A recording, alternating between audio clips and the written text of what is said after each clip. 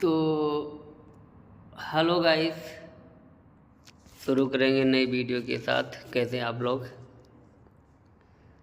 तो यहाँ पे आपका पहला क्वेश्चन हो जाएगा। ये पहला क्वेश्चन, ये दूसरा question. What permit two important what are two important reason for using work permit. आपको दो इम्पोर्टेंट रीजन बताना पड़ेगा कि हम परमिट किस लिए यूज करते हैं। तो एक तो बता देंगे कम्युनिकेट और दूसरा बता देंगे कंट्रोल वर्क। कम्युनिकेट का मतलब जैसे हम लोग परमिट क्लोज और बंद करते हैं ना, एक जरिया है बातचीत करने का कि क्या काम करना है, कौन सी लोकेशन है, क्या क्या इक्विपमेंट, क्या क्या हजार्ड है, ये सब बात करने का ये हो जाता है परमिट लेने से। और दूसरा कंट्रोल वर्क, मतलब काम को कंट्रोल कर सकते हैं, कितना काम हुआ कितना बाकी है, ये सब। उसके बाद दूसरा है why do we use work permit in hazardous area. तो to identify hazard and precaution आगे देखेंगे।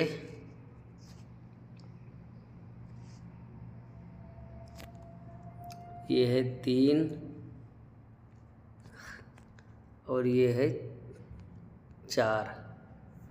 तो who must sign a work permit issuer और रिसीवर सर्टिफिकेट। कौन साइन करेगा? The designated representative. The designated representative. Okay, मतलब हम लोगों का डिवीजन हेड जो है इशूअर और रिसीवर का, वही साइन करेगा परमिट पे। जैसे हम लोग आराम को एग्ज़ाम पास कर दिए, अब जो सर्टिफिकेट हम लोगों को मिलेगा उस पर वही डिसिग्नेटेड रिप्रेजेंटेटिव जो है साइन करेगा, तब वो कार्ड वैलिड माना जाएगा। जब तक साइन नहीं, वो बेकार है। चौथा है फॉर हाउ लॉन्ग है वर्क परमिट इशूअर और रिसीवर सर्टिफिकेट वैलिड। 2 साल के लिए वैलिड होता है, ये कॉमन बात है। उसके बाद ये 5वां देख लेंगे। ये 5वां सवाल है who can a work permit issuer decide that a work permit is not needed in a restricted area. ये कौन कह सकता है? When he decide the work is low risk. जब वो उसको मालूम पड़ जाएगा कि ये लो रिस्क है, उस टाइम पे ईश्वर आपको खुद ही बता देगा कि भैया परमिट की ज़रूरत नहीं है, जाओ वैसे आप काम करो। कभी कभी ऐसे भी होता है, ठीक है।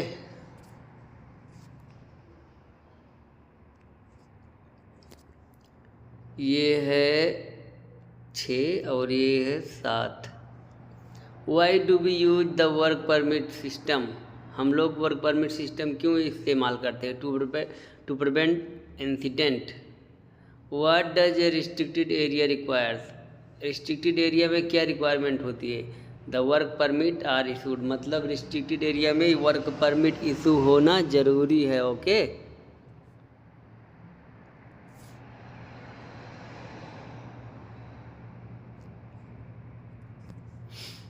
ये हो गया 8 और ये हो गया 9।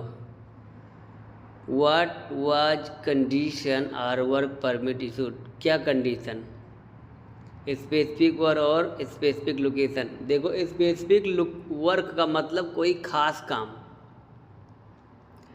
उस पर कोई खास काम लिखा जाएगा। जैसे आप किसी प्लांट में गए, किसी स्कूल में गए, किसी बिल्डिंग में गए, तो ऐसा नहीं है कि आपके मन में जो मर्जी आए वही करने लगो। नहीं, आपके स्कोप में जो जो काम है उसी को स्पेसिफिक वर्क बोलते हैं। जैसे हमको पेंटिंग करना है, हमको इलेक्ट्रिकल वर्क करना है, ये सब स्पेसिफिक वर्क है। अब स्पेसिफिक लोकेशन का मतलब वो खास लोकेशन।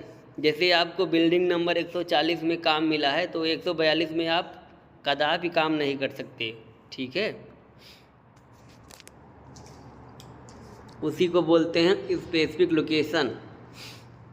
उसके बाद बोल रहा है what is listed on work permit. मतलब वर्क परमिट पे क्या लिस्टेड होना चाहिए? Minimum safety precaution. ओके,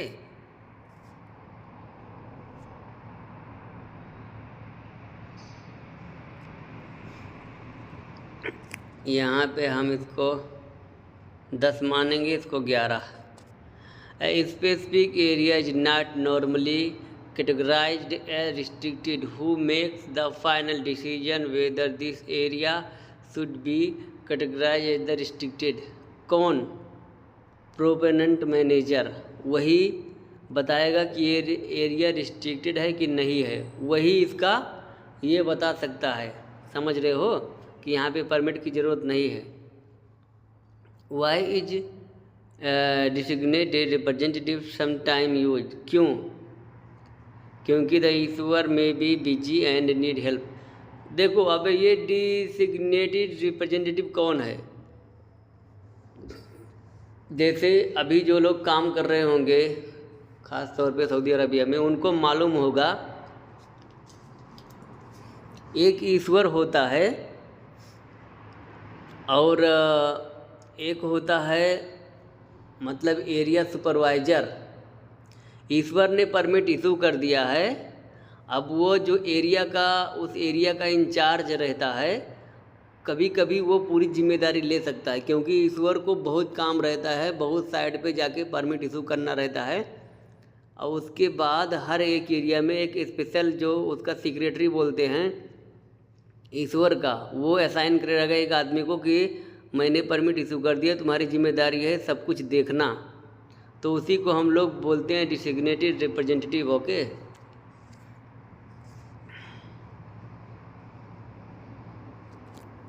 उसके बाद select the choice where every item is a restricted area.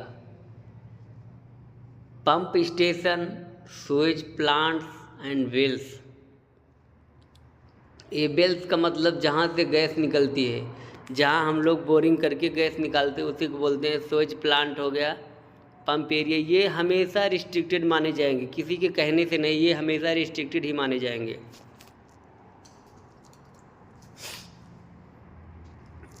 उसके बाद ये बोला example of low risk work. Example of low risk work are, कौन कौन से हो सकते हैं? स्वीपिंग मतलब झाड़ू लगाना, विजुअल इंस्पेक्शन मतलब जाके आंखों से देखना है खाली, बस टच वच नहीं करना है, छूना उना नहीं है, खाली जाके देखना है। एंड माइनर क्लीनिंग, एंड थोड़ी बहुत सफाई करना है, हाथ से ग्लास वाला साफ कर सकते हैं, ये सब लो रिस्क में आते हैं। लेकिन अगर आप सोचोगे कहीं ग्लास साफ करना है तो सीढ़ी लगा के ऊपर चढ़ के साफ कर दो तो वो हाई रिस्क हो गया। कभी भी लेडर पे चढ़ोगे हाई रिस्क हो जाएगा। ज़मीन से आप कर सकते हो। Okay,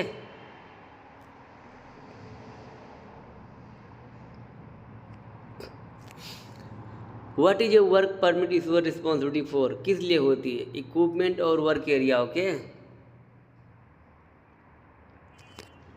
an issuer has which responsibilities, क्या क्या जिम्मेदारी होती है उसका? Define safety precaution and sign the work permit. इसको हम लोग 12 कह लेते हैं, पीछे कुछ छूट गया उसको जाने दो, कोई दिक्कत नहीं है। रिसीवर मस्ट बी वाट, क्या होना चाहिए? अ सीनियर क्राफ्ट्समैन, मतलब जो रिसीवर होता है ना साइड पे सीनियर वही होता है। वो अभी तो कोई मानता ही नहीं, क्या करोगे, फोरमैन इंजीनियर कोई मानता नहीं, लेकिन रिसीवर के इंस्ट्रक्शन के अलावा कोई कितना भी बड़ा आदमी रहे कोई काम नहीं कर सकता। लेकिन अभी सब चलता है, क्या कर सकते हैं। उसके बाद ये 14 देख लेंगे। What are the receivers main responsibility, receiver की मेन रिस्पॉन्सिबिलिटी क्या है? Complying with safety precaution and sign the permit. ये ईश्वर ने जो जो सेफ्टी प्रिकॉशन आपको दिया है ना उसको सबको आप कंप्लाई करना पड़ेगा। ये नहीं कि मुंह से बोल दिया, कंप्लाई मतलब उसको फॉलो करना पड़ेगा। उसने बोला ये आइटम यूज करना है तो उसको आपको यूज ही करना है। ओके, उसके बाद यहाँ पे हम देख लेंगे, ये हो गया 15 और ये हो गया 16। What is important that the issuer tell the receiver about safety hazard he may find a job site. The receiver may have not worked in the area before. मान लो जैसे अभी तो हम लोग बहुत सारे एरिया में काम कर चुके हैं और उस एरिया से फेमिलियर हो गए हैं, सब कुछ जान बूझ रहे हैं, लेकिन अगर कोई नया रिसीवर आ गया तो ईश्वर उसको बारीकी से सब कुछ समझाता है, कभी कभी सेफ्टी ओरिएंटेशन कराता है उस एरिया के बारे में। 16 what to things must the Ishwar do before issuing a work permit. दो चीज़ क्या करेगा, चेक द सर्टिफिकेट, रिसीवर का सर्टिफिकेट चेक करेगा और काउंटर साइन करेगा। अब हाँ, यहाँ पे एक बात इंपॉर्टेंट है, काउंटर साइन किस हाल में आपको लेना चाहिए। जैसे हम लोग परमिट तो इशू हो गया है, हम लोग किसी ओवरहेड लाइन पे काम कर रहे हैं, ओवरहेड लाइन के ऊपर काम कर रहे हैं और नीचे हमारा काम है, ऊपर ओवरहेड लाइन जा रहा है वो भी हाई वोल्टेज का। उस सूरत में हमको काउंटर साइन लेना पड़ेगा। या फिर कोई भी परमिट एक दिन से ज़्यादा रहेगा, एक हफ्ते का रहेगा, उस टाइम पे भी काउंटर साइन लेना पड़ता है। और किसी भी कार्बन हाइड्रोजन जो वो होता है, पाइपलाइन होता है, वो कहीं से पाइपलाइन गुजर रहा है और हमको वहाँ पे डिगिंग करना है, गड्ढा खोदना है, उस टाइम पे हमको भी काउंटर साइन लेना पड़ता है। ठीक है,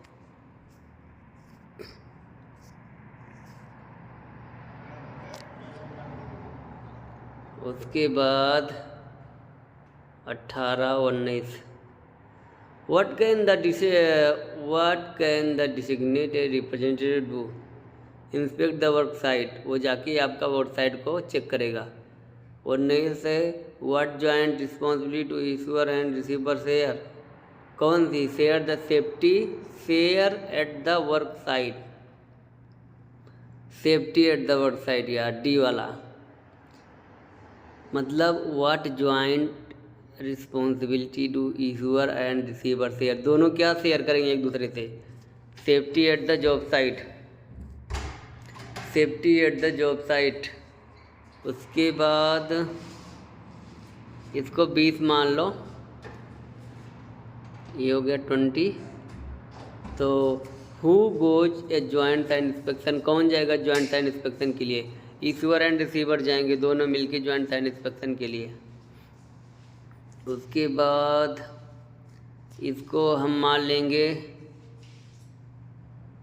22 और ये हो गया 23। Where must the receiver keep the work permit after issued? कहाँ पे रखेगा? Display at the job site और हिज प्रोसेसन। देखो इस क्वेश्चन का वो दो आंसर निकाल सकते हैं, display at the job site इतना, उसके बाद और कहीं दूसरे पे हिज पोजीशन, इतना ही कर सकते हैं। इन हिज पोजीशन इतना ही करनेंगे, इसको आपको समझना पड़ेगा। When can receiver leave the job site, मतलब कब रिसीवर जॉब साइट कब छोड़ सकता है? When the issuer has given his permission, जब ईश्वर उसको परमिशन देगा उसी टाइम जा सकता है, अदरवाइज वो रिप्लेस करना पड़ेगा उसको, वहाँ पे दूसरा रिसीवर रिप्लेस करना पड़ेगा। उसके बाद यहाँ पे 24 हो गया, यहाँ पे 25 हो गया। Who goes on the joint sign inspection, इसको बता दिया हूँ। When two things must be receiver do before receiving a work permit, क्या क्या उसको जानना चाहिए, क्या क्या करना चाहिए। रीड द परमिट, सबसे पहले आपको परमिट पढ़ना चाहिए। And agree all the condition, जितना ईश्वर आपको कंडीशन देगा ये फॉलो करना पड़ेगा, वो सब आपको फॉलो करना पड़ेगा। Okay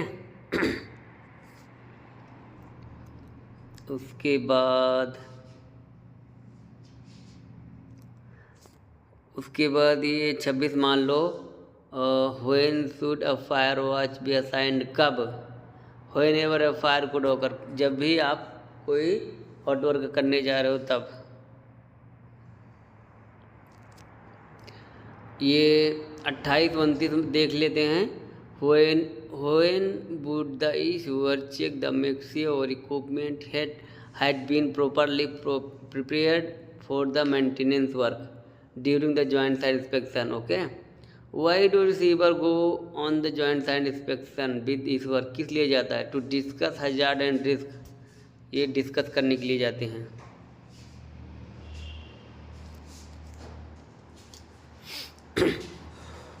What is discussed during the joint site inspection? वही करेंगे. Scope of the work and equipment to be used, मतलब क्या काम है और क्या इक्विपमेंट हम लोग यूज करेंगे, वही जाएंगे चेक करने के लिए साइड पे. ओके, उसके बाद what would the issuer require when building on the in service hydrocarbon equipment. ये जो हाइड्रोकार्बन इक्विपमेंट होता है उस पर अगर हम करेंगे तो वो क्या रिक्वायरमेंट करेगा? फायर वॉच का रिक्वायरमेंट करेगा वो. ठीक है, what must the fire watch be. Fire watch को क्या होना चाहिए? तो ट्रेंड होना चाहिए फायर वॉच को. उसके बाद इसको 29-30 मान लेते हैं. 2 common method to cleaning process equipment including water washing and steaming. ये कॉमन क्लीनिंग प्रोसेस है. ठीक है, इसमें कोई टेंशन नहीं है. Why do we install blind and process equipment? To keep liquid और gas from containing people. Blind इसीलिए हम लोग इंस्टॉल करेंगे, जो प्रोसेस है, जो पाइपलाइन मतलब फ्लो चल रहा है, बह रहा है, इसीलिए उसको, ताकि वो जो उसमें लिक्विड है, गैस है, वो इंसान के कांटेक्ट में ना आ सके. ओके, उसके बाद in a non flammable material commonly use to purge process equipment is. Non flammable gas क्या होती है? तो नाइट्रोजन गैस होती है जो नॉन फ्लैमेबल होती है. इसी से हम लोग कोई भी टॉक्सिक मटेरियल, पाइप और ये कन्फाइंड स्पेस को क्लीन कर दे. जैसे कोई टैंक हो गया, कोई पाइप हो गया, इसी गैस से हम लोग उसको क्लीन करेंगे. When preparing equipment for maintenance work the issuer must make sure it is shut down, isolated and de energize. ये मेक श्योर करेगा अगर वो परमिट आपको देने जा रहा है तो वो भी मेंटेनेंस काम के लिए. प्लांट में ज़्यादा मेंटेनेंस होता है ना. Choose 2 method to isolate equipment, remove piping and install blind. ये जो 2 मेथड है आइसोलेटिंग के. Okay, installing lock and tags on electrical all breakers prevent accidental startup और इक्विपमेंट. यही आपका उत्तर है, ए वाला.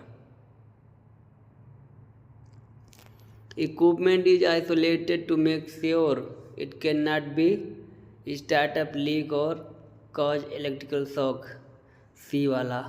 Removing fuse from an electrical circuit और disconnecting electrical wiring is an example of isolating electrical equipment. Okay, D वाला. उसके बाद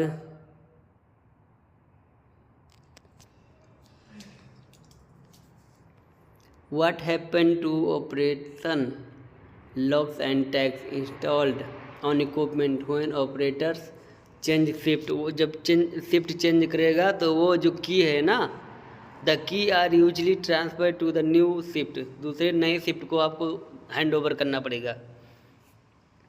the issuer must try to start up equipment at the field switch after has been isolated and before work start to make sure it cannot accidentally start. समझ रहे हो ना? ये बोल रहा है the issuer must try to start up equipment. वो पहले चेक कर लेगा, ट्राई कर लेगा कि ये एक्सीडेंटली स्टार्ट तो नहीं हो जाएगा. हु इंस्टॉल लॉक, कौन लगाएगा? 1 member from each of work crew. जैसे हम लोग 10 आदमी है और एक ही तरह का काम करना है, एक ही कंपनी, एक ही सर्किट पे काम करना है, तो एक आदमी ताला लगा देगा उस पर. Who do we install tag and bell well as logs? Why do we install tags as well as logs? दोनों कैसे लगाते हैं? टैग भी लगाएंगे, लॉग भी लगाएंगे। टैग तो एक्सप्लेन करेगा आपको कि ये किस रीजन से यहाँ पे लगाया गया है, ओके, वो एक्सप्लेन करेगा आपको। सी वाला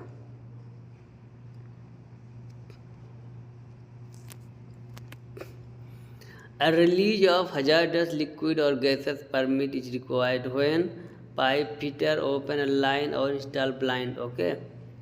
डी वाला कोल्ड वर्क इंक्लूड्स किसमें? Stand removal and scaffold building, ये दोनों में कोल्ड वर्क परमिट की जरूरत पड़ेगी। Who should be the first organisation to install lock and tag operation? हमेशा बताया हूँ। Make it what must operation do before removing their logs and tags? Make sure equipment cannot be safely started, okay। Can be safely, can not नहीं है, can be safely, okay।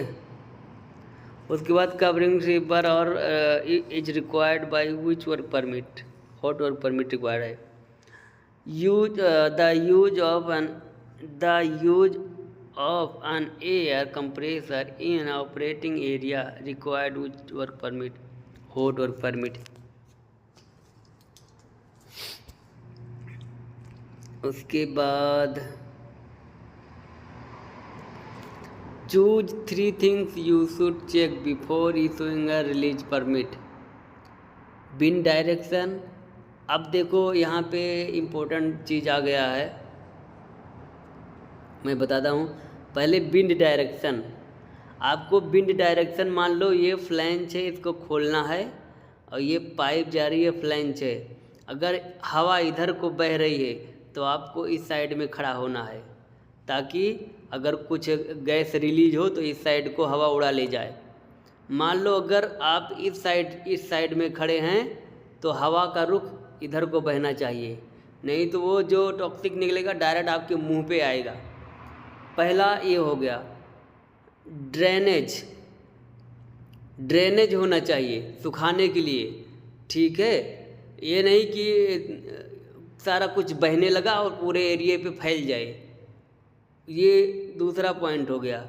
तीसरा है ignition source, वहाँ पे कोई cigarette नहीं पीता हो, कोई हॉट और काम नहीं हो रहा है, अगर काम हो रहा है तो उसको बंद करवा दो, सब लोग को वहाँ से हटा दो।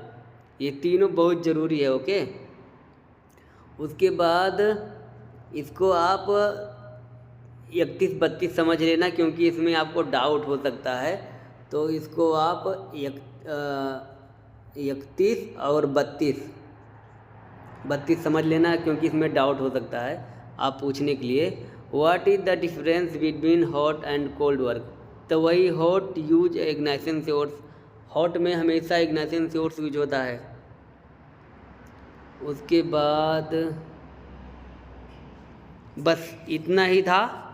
तो thank you so much guys watching my video. Please like and subscribe. Thank you so much guys.